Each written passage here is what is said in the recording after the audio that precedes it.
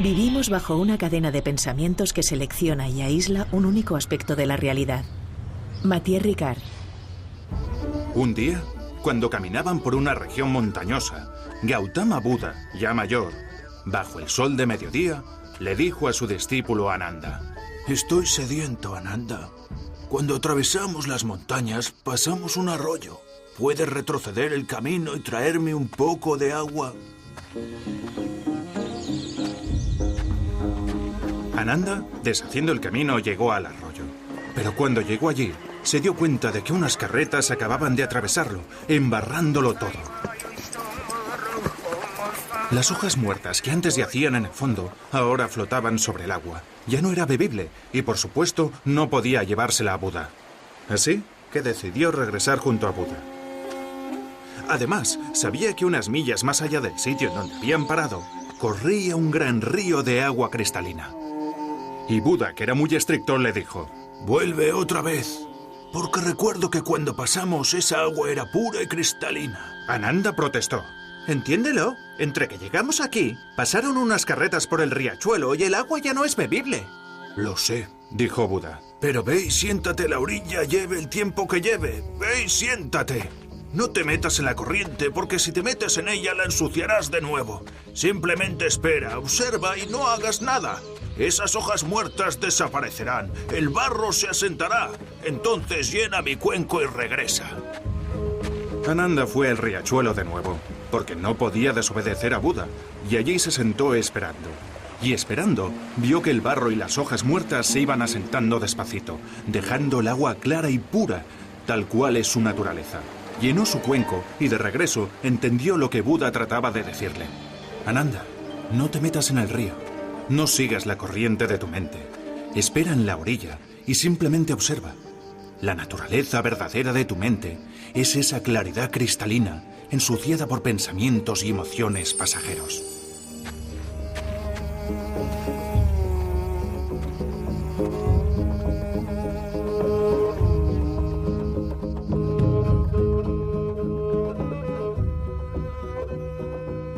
Hoy Redes se acerca al estudio de la compasión desde el lado de la ciencia, por una parte, y desde el lado de la contemplación tan ejercitada por los budistas, por los monjes budistas que llevan siglos utilizando esta técnica de la meditación.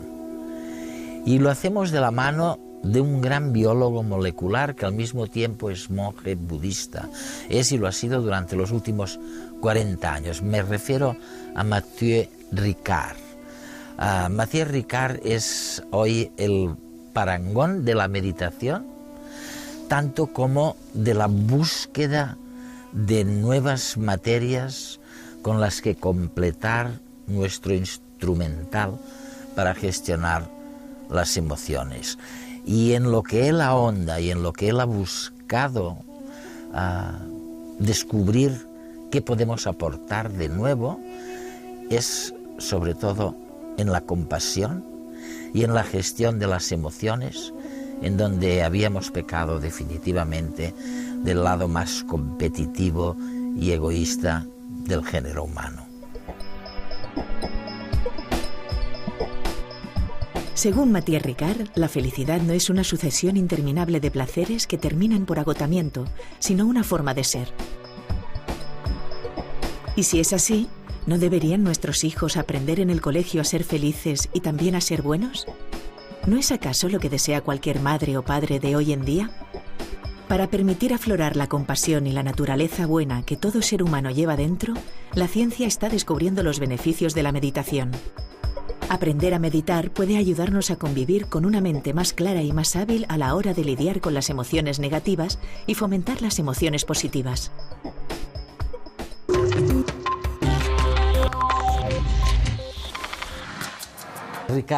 Mathieu Ricard, nos encontramos hace varios años. Bueno, tal vez no fuera el principio, pero casi.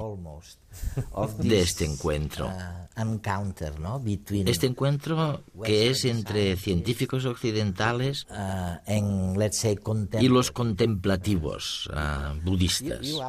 De hecho, tú has sido ambas cosas, porque sé que eres biólogo y un gran biólogo,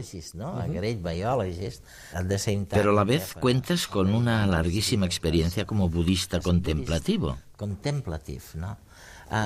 ¿Hemos obtenido alguna cosa de esta mezcla de dos fuentes de la cultura? Sí. Creo que hay varias cosas nuevas en muchos ámbitos distintos. En el ámbito personal, resulta apasionante formar parte de una investigación tan pionera. Creo que la neurociencia contemplativa está en plena edad de oro. Y es muy inspirador participar en esta era de descubrimientos magníficos. Además, desde la perspectiva budista, la idea es contribuir con algo a la sociedad. Si pudiéramos ayudar a lograr que las personas encontraran más equilibrio emocional, forjaran una sociedad más compasiva y fueran más felices y más altruistas, sería estupendo.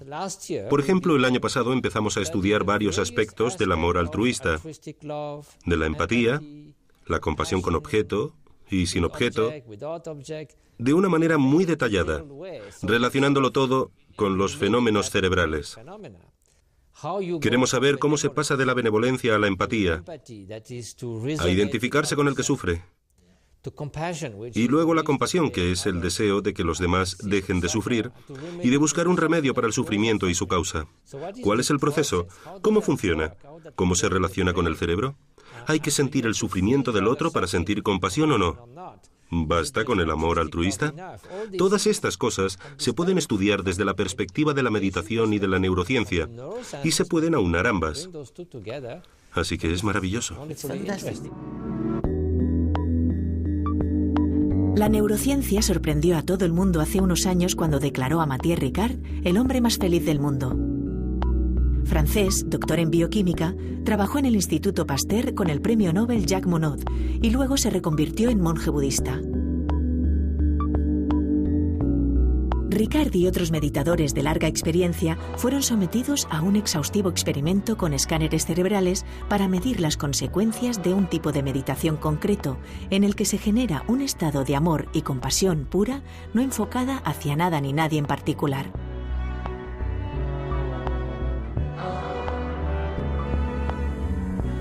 Los resultados mostraron niveles por encima de lo conocido hasta entonces de emoción positiva en el córtex prefrontal izquierdo del cerebro, mientras que la actividad del lóbulo derecho, justo en el área relacionada con la depresión, disminuía, como si la compasión fuera un buen antídoto contra la depresión. Y también disminuía la actividad de la amígdala, relacionada con el miedo y la ira. Otros estudios similares han demostrado que el nivel de atención de estos meditadores es mucho mayor que el del resto de población y pueden mantenerlo durante más tiempo. Pero, ¿qué ocurre con los meditadores novatos? ¿Hay algún beneficio para ellos? Para comprobarlo, un grupo de empleados de una empresa realizaron 30 minutos diarios de meditación durante 3 meses. A lo largo del estudio, los empleados reportaron un descenso en sus niveles de ansiedad y se pudo ver que se incrementaba la actividad de su córtex prefrontal izquierdo, es decir, sus emociones positivas. No desesperen. No es necesario meterse a monje ni perderse en una cueva de los Himalayas. Un poco de disciplina es suficiente para lograr cierto control mental y mejorar el nivel de felicidad en su vida. Es fantástico porque estas dos fuerzas que se unen tenían una idea muy diferente de lo que somos. Para gran parte de la ciencia occidental, el ser humano es intrínsecamente malo. Lo que hay es un culto al egoísmo. Eso es. Y me parece muy extraño, porque no encaja con los datos científicos, sino que se trata de una especie de distorsión a priori. Podemos verlo en la economía y en algunos aspectos de la evolución. Y también en algunos aspectos de la psicología. Hay toda una escuela filosófica llamada egoísmo psicológico, e incluso algo denominado egoísmo ético, que postula que somos egoístas y que eso está bien, que debemos serlo, que por qué preocuparnos. Hay que sobrevivir. Que por qué sentirnos culpables si no ayudamos a los demás. Me parece la receta perfecta para llegar a la catástrofe completa. Por no hablar de que es profundamente engañoso, porque presupone que cualquier conducta o motivación que parece altruista tiene siempre detrás una motivación egoísta. Una motivación subyacente, ¿no? Y se convierte en una especie de dogma. Además, en el psicoanálisis, prácticamente todo lo que hacemos está motivado por el yo. Si intenta ser bueno, es a costa de algo. Vamos, que no es demasiado bueno para tu estado mental. Esta negación del lado bueno de la naturaleza humana me parece terrible. Y es que cualquiera con sentido común vería que los datos sociológicos demuestran que el altruismo verdadero existe. Por supuesto que también somos egoístas a veces, y que hay personas más egoístas que altruistas, pero decir que el altruismo auténtico no existe es una tontería. Y sin embargo, muchos biólogos amigos míos han mantenido durante muchísimos años que no querían ni oír hablar del altruismo. No, pero mira los datos. Por ejemplo, las personas que rescataron familias en épocas de opresión, como con los judíos durante la ocupación nazi, hubo familias que intentaron protegerlos, que los escondieron en su casa. No eran parientes suyos, no pertenecían a la misma religión o al mismo acervo genético. Eran absolutos desconocidos y no podían esperar nada a cambio. Asumían riesgos enormes para sí mismos y para sus familias. ¿Cómo hablar ahí del gen egoísta? Ellos te dirán, por supuesto que tuvimos que hacerlo. Somos parte de la misma familia humana. A ver si puedes encontrar una motivación egoísta ahí. Imposible. Es una tontería, por eso hay que explicar la realidad. Pero Mathieu, ¿aceptarías entonces que al principio de este argumento, de este debate, o de esta discusión, el budismo estaba más cerca de la ciencia, en el sentido de que vuestro concepto de la naturaleza humana era bueno? Bueno, existe un potencial para el bien que siempre está ahí. Eso es. Es como si un pedacito de oro cayera en el fango y se quedara ahí mucho tiempo. Seguiría siendo oro y se podría pulir y limpiar luego. En cambio, si fuera un trozo de caliza, ya podrías pulirlo durante 100 años que seguiría sin convertirse en oro. Esto no es ingenuo. No es otro tipo de dogma. Se basa en la comprensión de cómo funciona la conciencia. En el budismo lo llamamos el aspecto luminoso de la mente. Evidentemente, es solo una metáfora. La mente no brilla en la oscuridad, pero ¿por qué hablamos de luz? Pues porque es como una antorcha con la que se enfocan varias cosas. La luz no se ve modificada por lo que ilumina. Si ilumina un montón de basura, no se vuelve sucia. Si ilumina un montón de oro, no se vuelve más cara. La naturaleza básica de la conciencia permite muchos contenidos distintos: el odio, el amor, los celos, el júbilo, todo. Pero la conciencia es la misma. Son conceptos mentales que se deben a muchas causas y condiciones, pero la naturaleza fundamental de la conciencia no está determinada. Tiene el potencial de ir en cualquier dirección. La idea es que, incluso de un modo experimental, si miramos la mente, la conciencia básica está detrás de cada pensamiento, de cada emoción. Siempre está ahí y no está condicionada. Somos conscientes y eso permite la transformación de la mente.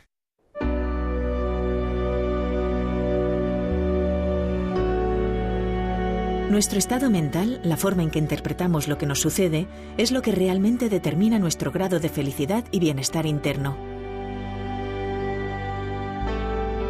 Pensamos que ese tumulto de emociones y pensamientos que nos acosan a diario nos son propios, que son la naturaleza misma de la mente. Cada imagen es un estado mental que se sucede uno a otro de manera casi ininterrumpida. Creemos que esa sucesión de imágenes, hermosas, dolorosas o diabólicas, forman parte de nuestra naturaleza intrínseca. Sin embargo, para los budistas, esas imágenes, las emociones y los pensamientos son proyectados en nuestra pantalla cerebral, pero no pertenecen a la mente, no son parte suya.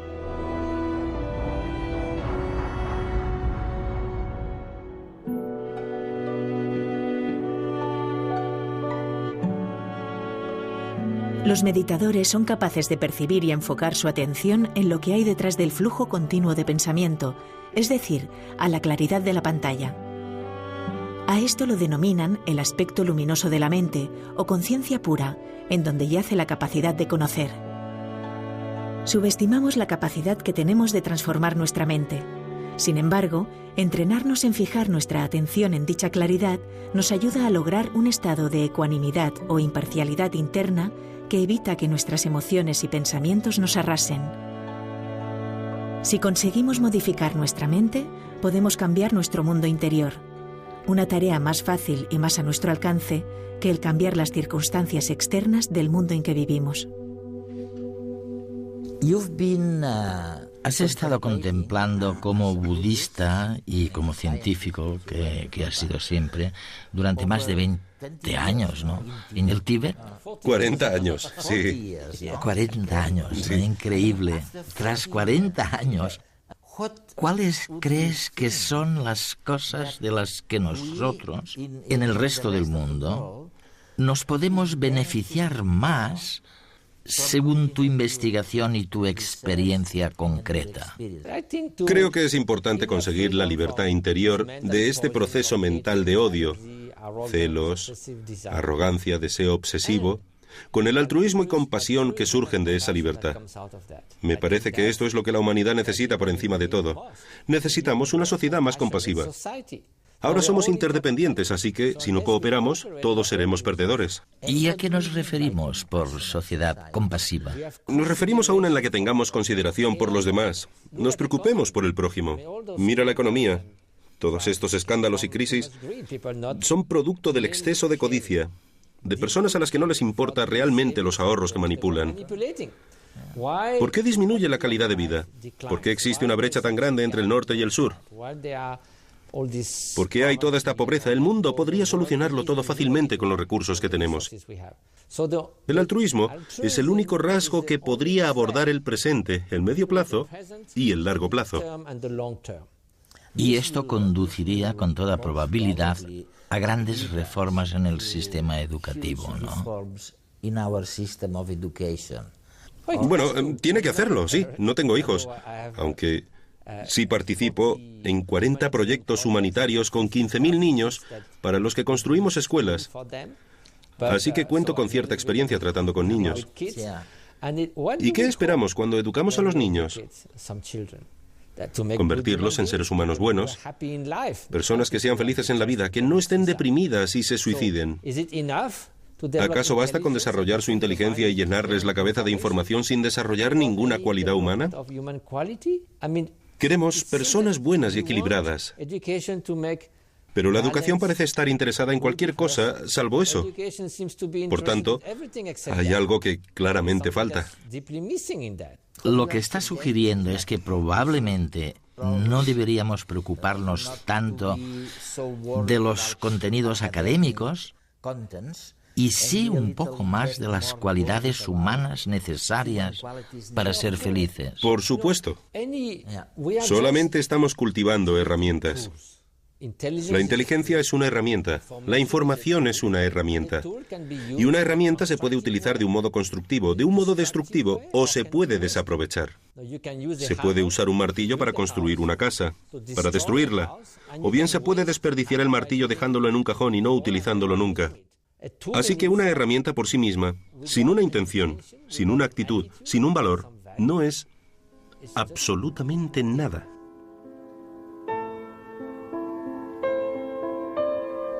Tal vez sea la compasión la emoción que nos hace más humanos. No podemos experimentar compasión por nosotros mismos como seres aislados, sino que ésta surge en relación con el otro.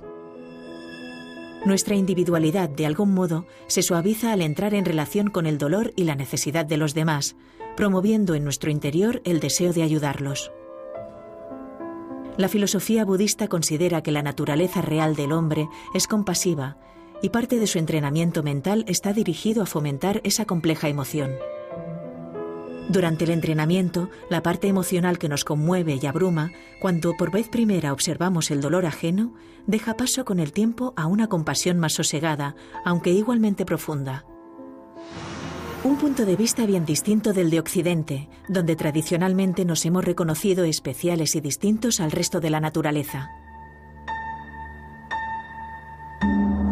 Al comienzo, la idea de la supervivencia del más apto fue llevada a extremos por algunos filósofos del siglo XIX, como Herbert Spencer, quien declaró: «Al débil y al estúpido de la raza se le ha de dejar morir, de modo que el fuerte pueda sobrevivir y la raza humana en su conjunto progresar hacia mayores perfecciones».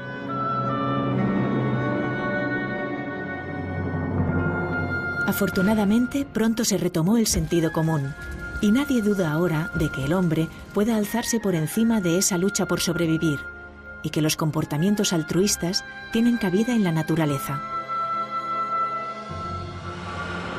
Gracias a los avances científicos vivimos más y en mejores condiciones, a pesar de que algunas aplicaciones de la ciencia hayan tenido fines menos nobles.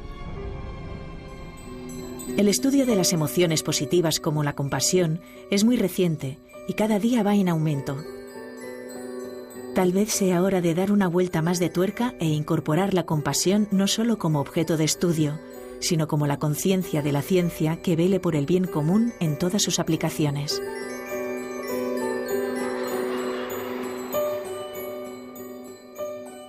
¿Te puedo pedir un consejo? Sí, claro. Sé que uno de los grandes descubrimientos de la contemplación, del budismo, ha sido justamente perfeccionar la atención, la primera fase del conocimiento, por así decirlo, para concentrarse en algo. ¿Cómo puedo mejorar mi proceso de atención? Es cierto, porque incluso si uno quiere cultivar el altruismo, con la mente siempre distraída, no podrá cultivar nada. La mente se dispersa aquí y allá. Incluso si estamos sentados, nuestra mente puede ser como la de un mono inquieto. Un mono inquieto que va de un lado a otro. Las neuronas se ponen a hablar entre sí, a cotillear. Eso es. Y en realidad necesitamos una mente un poco más calmada, con más claridad y más estabilidad. Si no es así, no podremos hacer nada. En caso contrario, es como si tuviéramos un martillo, pero nos temblara la mano todo el rato.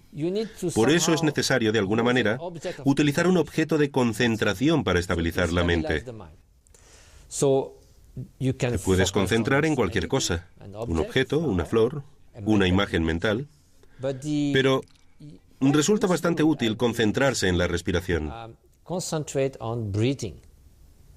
¿Por qué? Pues imagina que te dijera que te concentraras en una luz roja centelleante. Podrías quedarte mirándola, pero tu mente seguiría deambulando. Mientras que, si te concentras en la respiración, no puedes verla. Es muy sutil. Y si dejas de concentrarte, es como si lo perdieras. Así que fácilmente puedes ver si te distraes o no. Ya veo. Con la respiración solamente ves la sensación. Cuando respiras por la nariz tienes una ligera sensación en los orificios nasales. Y se trata de quedarse sentado tranquilamente, pensar en respirar por la nariz y luego notar la sensación del aire que sale y entra. Así. Unas 21 veces, o unos 10 minutos. Hacerlo permite calmar la mente. Muchas personas te dirán, no, yo no valgo para eso. Tras 3 minutos mi mente está completamente distraída. Es normal, no es culpa de la meditación, es porque la mente no está entrenada. Y si no perseveras, nunca aprenderás nada. Así que, en lugar de tener remordimientos o sentirte culpable con ideas como, yo no valgo para esto, o cosas así, que al final no dejan de ser más distracción, en cuanto descubras que te has distraído, no pasa nada. Tienes que volver a la respiración. Luego, si lo haces durante un rato y lo repites regularmente, verás que la mente se calma, se vuelve más clara y que puedes utilizar esta mente un poco más flexible para cultivar el altruismo, la compasión o lo que quieras. Con la meditación o sin ella, vamos a tener que aprender aquellas materias o habilidades nuevas que no nos han prodigado los sistemas educativos hasta ahora, que son absolutamente necesarias para tener una visión un poco más correcta, menos egoísta, más compasiva del mundo y de nuestras relaciones humanas. Mathieu Ricard se ha referido sobre todo a temas como el de la focalización de la atención, el saber trabajar en equipo de manera cooperativa en lugar de solo competitiva, el solucionar conflictos de manera mucho más innovadora y, en definitiva, de mirar a la naturaleza con mayor transparencia, con mayor claridad. Es igual que el deportista que ha entrenado su cuerpo para hacer determinadas cosas. De la misma manera, nosotros tenemos que entrenar la mente para conseguir los objetivos que nos proponemos. Además de meditar sobre la compasión, hemos de llevarla a la acción. Mathieu Ricard.